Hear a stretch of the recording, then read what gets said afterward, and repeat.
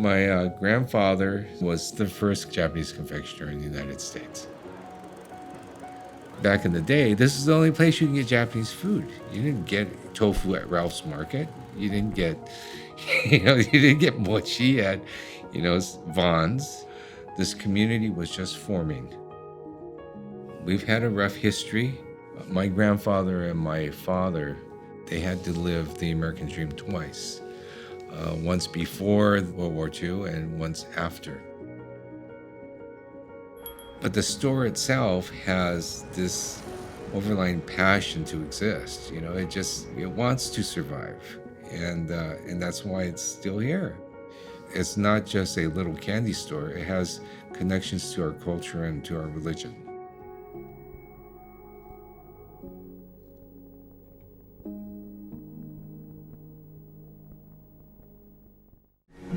Kaya Rose is a filmmaker dedicated to meaningful and curious storytelling, who has worked extensively as a director, producer, and editor. Her award-winning film, the one you just saw, an intimate portrait of a 19-year-old Japanese sweet shop, is currently playing in festivals around the world. Still playing, right, Kaya? And you just played in Washington, D.C., as a matter of fact. Kaya is the creator and director of Climate Countdown, an award-winning web series that maps out the ecology of climate solutions. So this is just her side thing, okay? She has written, filmed, and edited hundreds of videos that promote climate consciousness and action. As a freelance filmmaker, she's created video content for such organizations such as the United Nations, the Juilliard School, 350.org, Rachel's Network, and the World Bank. She's also edited numerous independent short narrative and documentary films and was an editor and archive manager on the PBS documentary Power to Heal. And she has won so many awards for this film. It's an extensive list. So please welcome Kaya Rose. Ryan,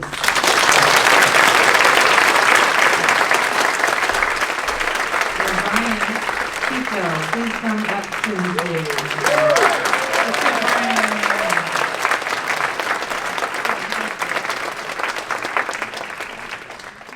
So this is Q&A, and we open it up to the audience because I think you may have lots of questions to ask these two, either about the making of the film or, of course, the business itself. So any questions from the audience? Okay, come on up.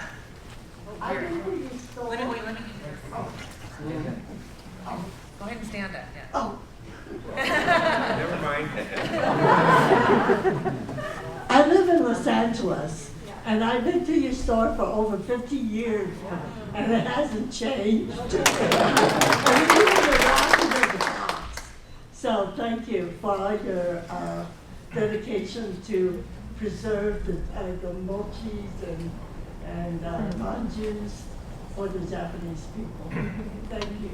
So, what's your about the shop, about Fugetsu-Do?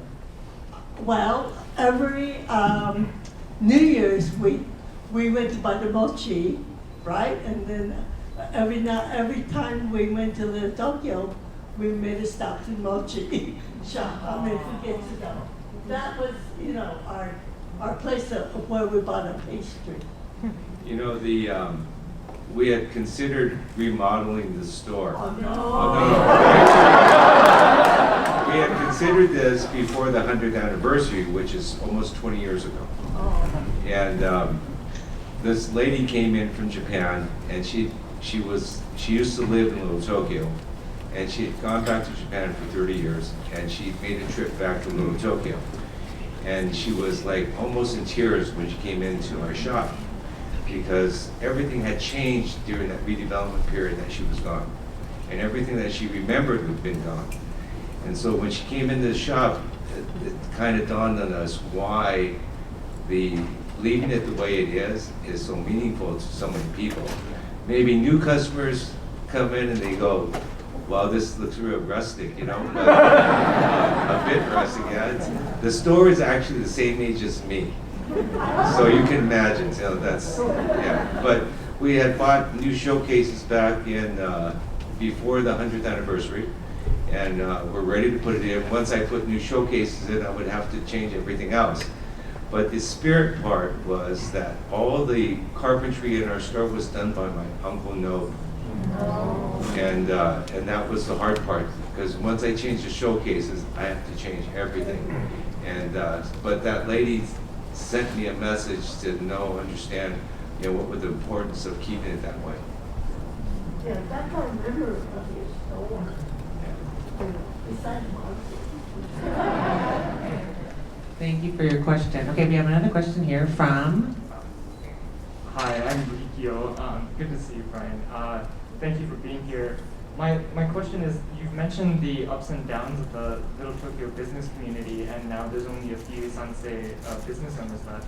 And I was wondering if you could speak to the kind of current moment of Little Tokyo. It seems to me like it's a very thriving place, but I know that there's probably some challenges, both with new businesses coming in and old businesses kind of leaving. Mikawaya is now gone too, so I was wondering if you could speak to that. Well, the changes, gentrification of Little Tokyo, basically, it's coming.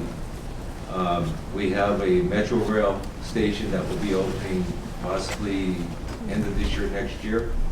And as it was being planned and as it was being implemented, the plans to make it, we already saw changes of people coming in wanting to do business because they anticipated the increase in foot traffic. COVID hit and it slowed it all down again. It stopped it in its tracks. But now that COVID is subsiding, we're going to start seeing some changes. If the younger generations, they want not to see a complete gentrification of Little Tokyo, of course, part of it is going to be supporting the businesses that exist. And secondly, even getting involved to actually, if you're going to open a business and you're Nikkei, and especially, it'd be nice if you would consider coming to Little Tokyo. And of course, you have everyone's assistance, especially like my store. I try to do to help to any new businesses in the area, of course. But if we want to continue the icon, then we need some inspired Nikkei entrepreneurs to come in. Thank you for your question, Rikio. Okay, there's a question over here.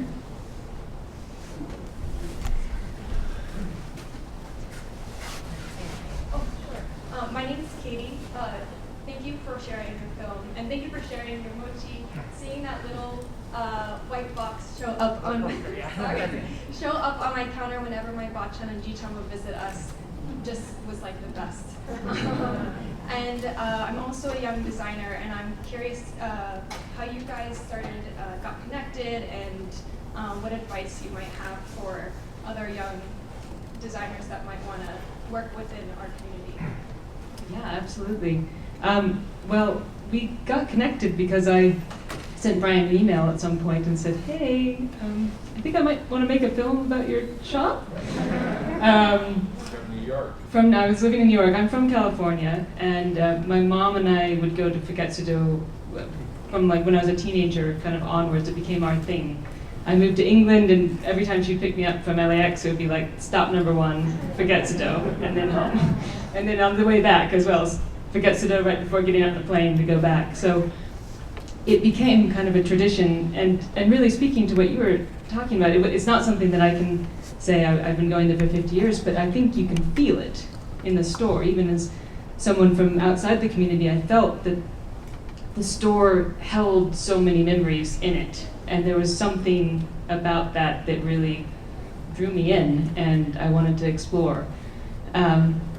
So I'd say, in terms of advice, just be persistent and follow your gut. Like, I didn't know why I wanted to make a film exactly, and Brian was very kind to invite me in, and I don't think he quite knew why I wanted to make a film either, but we figured it out together, and I think it's been over 5 years now, about 6 years, making the film, and I'm so glad that I sent that original email, basically. So follow your gut and don't question it. If you feel like, no, I think there's something here that I want to tell a story about, just go for it.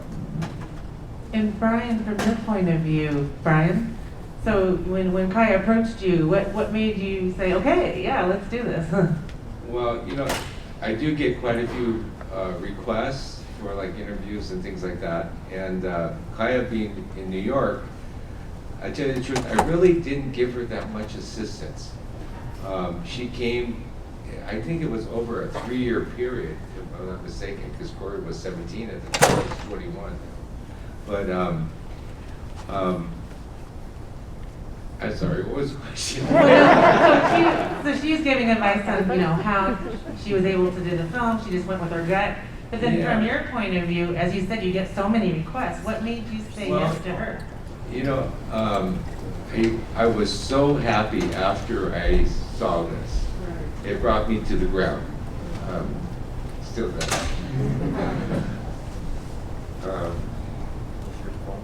When I have a bad day, I watch this.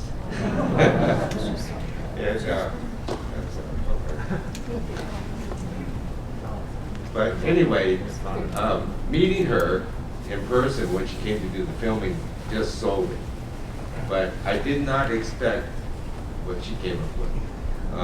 And the other part about it was, what you don't understand is that I don't speak like that. I sound very intelligent on this thing.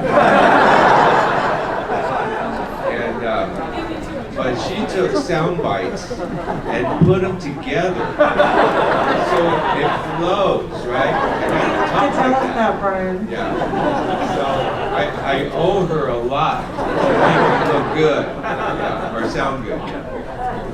I wonder though, you know, like in maybe the interviews you had with each other, I mean, Kaya has this way, she's just so like honest and, you know, she's just authentic. I don't know if that's what, for me, that's what came out, you know. I think I think we got on quite well, and I think the story that I wanted to tell, like I remember during the interview when he said the line, "This sign knows everything," I was like, that's the story I wanted to tell, and I didn't even know it was there, but when he said that, I was like, okay, I have a film. Yeah, and I think because somehow we shared the same story that we wanted this to be, so I think that we kind of clicked on that.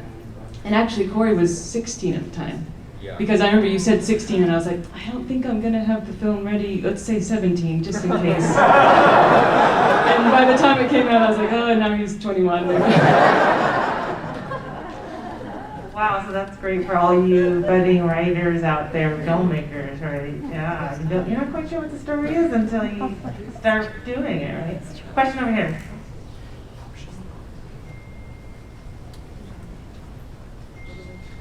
Hi, my name's LaDonna, and I grew up in Culver City, so going to J-Town was kind of a trip. And also that white box, you used string right around the box.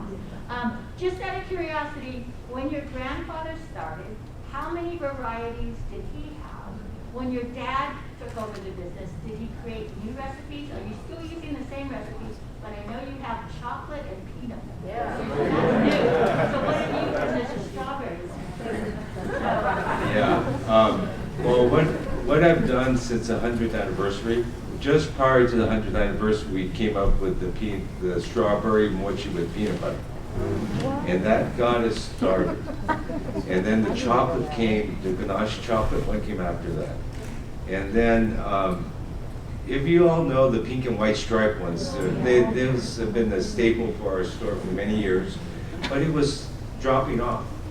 So then we ended up making those little rainbow dango.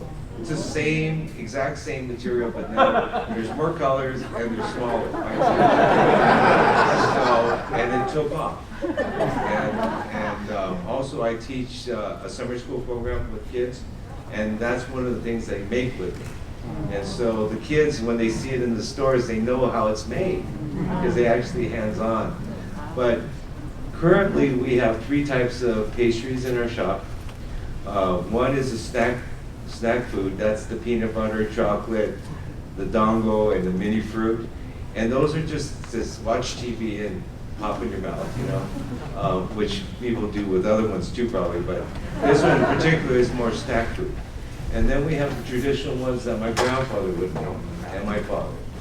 And then the third one that we just started, maybe in the last 5 or 6 years, is the artisan. And that's the strawberry bean paste. We cook strawberries with white bean paste and we top it off with ganache chocolate. We have a blueberry bean paste, which we put a yolk on the top is like a gelatin on top. It tastes like blueberry. And the matcha green tea. And those are nothing that my father had or my grandfather had back in the day. But it's 3 different varieties that's taken off with us. And I think it's an easier way for customers to come in, whether they're familiar with our product or not, that there's something there that might appeal to them and easy to pellet. Because the old bean paste, even my generation did not really favor the bean paste. And that's why that pink and white stripe one was so popular, because it has no bean paste inside. So I think when my grandfather's days, he probably had the ability to make many different kinds, but he had a stronger understanding of what he was making than I do, because he learned in Japan. And each piece of the traditional ones has some type of relationship to like nature or something in life. And that part he understood 100%. And as the generations went on, my dad used to tell me also, do you know which one is that green one with the kinako powder? Yeah. It's called uguisu. Do you know what that means? Nightingale. So tell me, what does that have to do with nightingale? So that's the part that I don't get. So anyway, but yeah, you're right. We make more different kind now in general than what my father and my grandfather would carry at any given time. But my grandfather probably had the skills to make many more kind of the traditional ones than I could.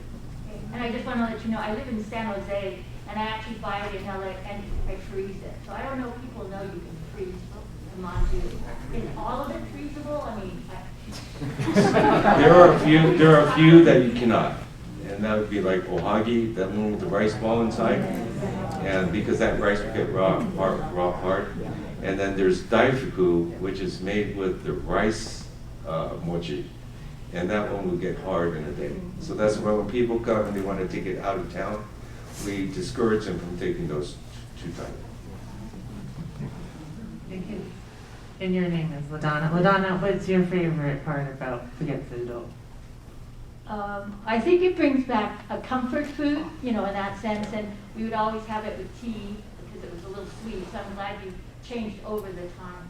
But thank you for being the 3rd generation. I know so many family businesses don't continue on, so thank you.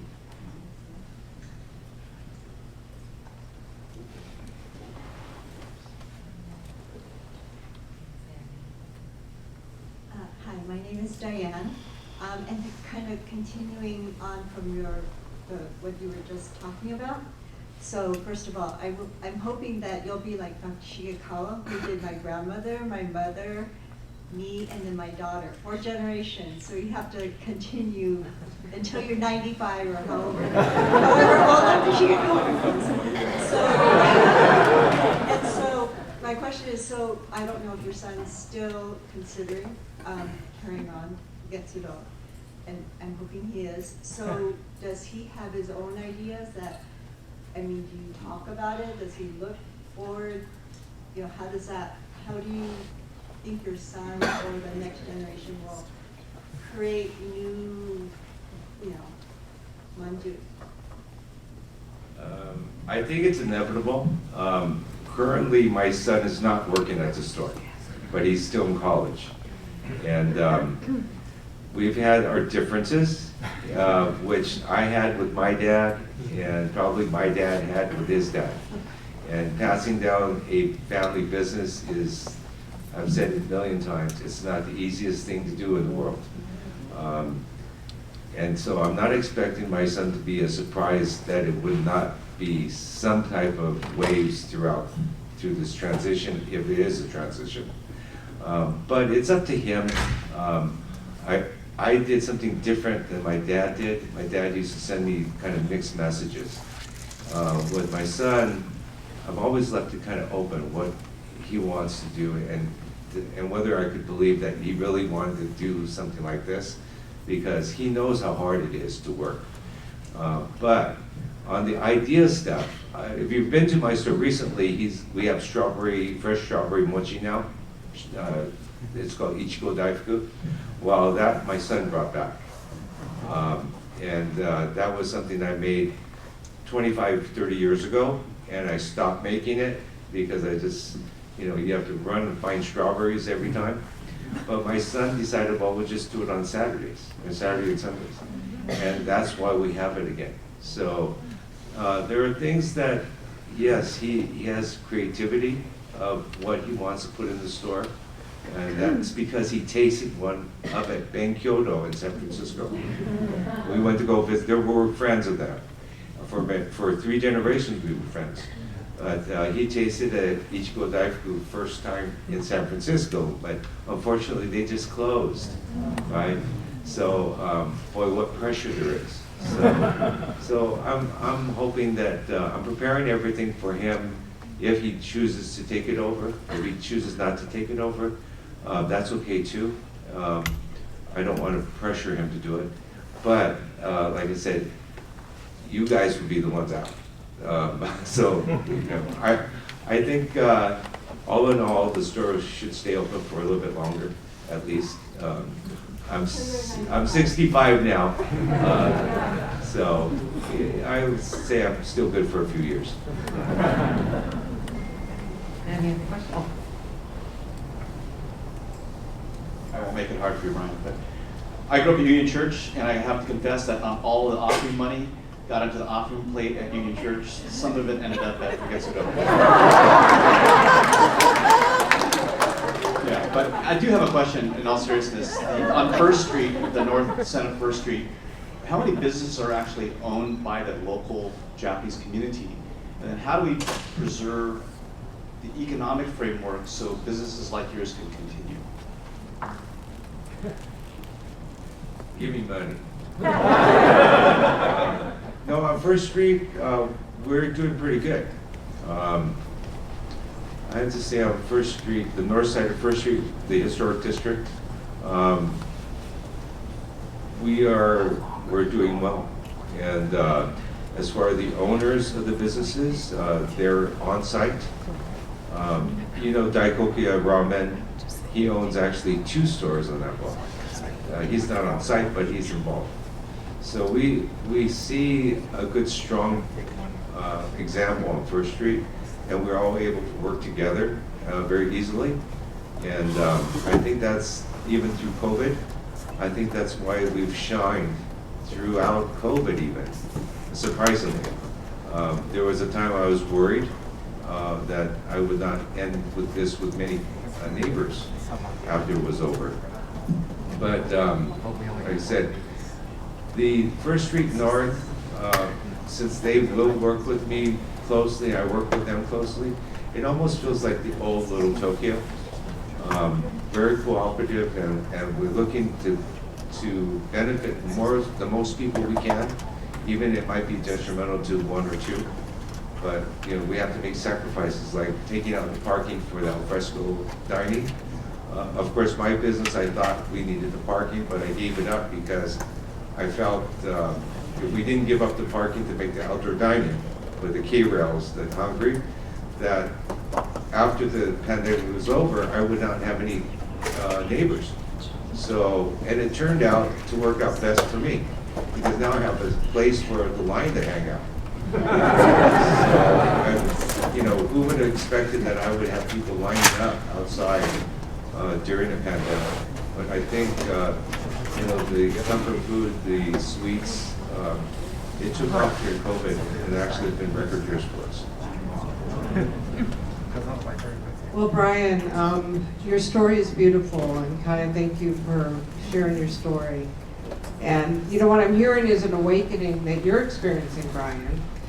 I'm wondering, is there any interest in trying to get your store a historic landmark in Little Tokyo, so it's protected, and also the mortuary that's mentioned earlier?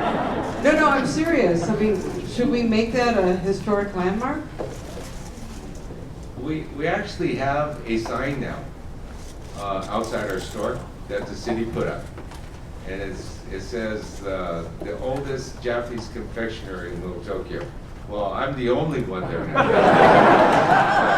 Anyway, it probably was a little miswritten. It probably could have said we're the oldest business in Little Tokyo at the present time.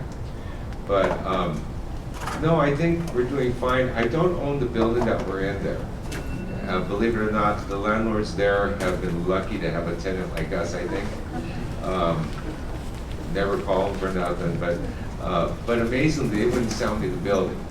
I've tried over the maybe the last 15 years to try to see if they would sell me the building, but it hasn't happened. And we're looking at Little Tokyo Service Center is going to be doing a development on the north side, on the back side of North Side, all the way down ISO and Temple, and Go for Broke is also going to be a partner in that housing project. With the bottom floor, we're negotiating a possible factory space location in their development. And it'd be like a condominium style where we would actually have ownership. And so that would be a best move for us in the future. And so that's what I'm trying to, that we'd be in charge of our own fate. Now, saying that, we have a small factory that I acquired in Gardena in 2020, like 2 months before the shutdown on the pandemic. So we haven't actually had it licensed yet, but we're in the process of now. So we actually have the same size factory in Gardena that we have in Little Tokyo. So once that's up and running, we're really safe for production. But don't you think we need to preserve the building itself? I mean, I think that's what we're really focused on. You know? On the north side of First Street, all the building, it's a federal historic landmark now. But there's one exception, is the building we're in. It was built in 1956. It was rebuilt. It was torn down, the old building, and it was rebuilt in 1956. So it doesn't qualify for actually a historic designation, but the block is historic, is a federal historic landmark. My only suggestion is I think we need to advocate to get that building a historic landmark. That's my only point. So, thank you. Okay, I think we have time for one more question. Any other questions from the next generation? Oh, cereals, but the next generation would like to. Okay. You both have a question? No, she's pointing to you. Okay.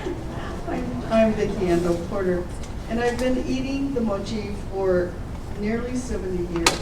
And so I went to school at Marino, which is in walking distance of where you're located. So that was a weekly treat. And my grandfather and my father ran the fish vending businesses that were in vans. And so I always got leftovers, and the ones that were considered too old to sell to customers, then us kids would get. So I hope your family still continues, because I hear about it. If I don't bring your brand to my mother and to my uncle, who's 97, they can tell the difference. So your quality is still there. We appreciate it. Thank you.